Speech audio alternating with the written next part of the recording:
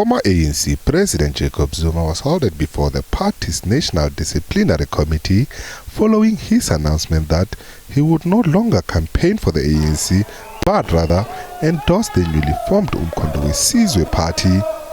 That move got him suspended from the ANC.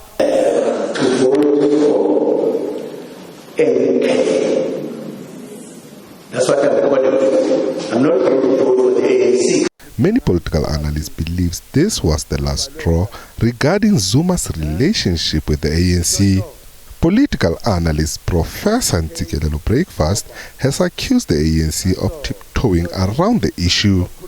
The ANC has been dragging its feet.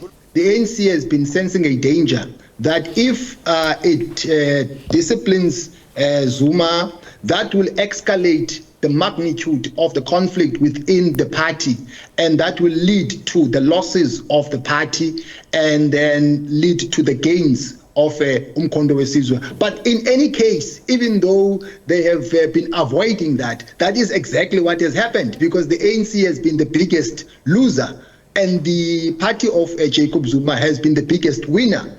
So I think they should have expelled him long time ago. After Zuma pledged his loyalty to the MK party, the ANC instituted a disciplinary hearing to determine his fate. It later postponed the hearing, citing security concerns. It also announced that the hearing would be held virtually, and that didn't sit well with Zuma as he wanted to appear in person. The hearing has now been moved to next week Tuesday, and Zuma still insists that he should appear in person and that the proceedings should be open to the public.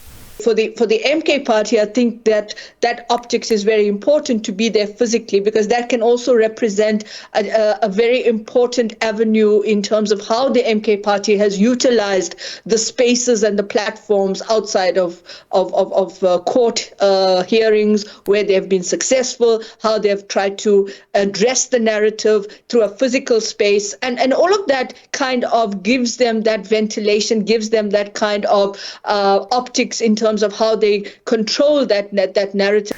It now remains to be seen if the ANC will be bold enough to expel its former president if he is found guilty at the end of the disciplinary hearing, in what will certainly be a first for the party.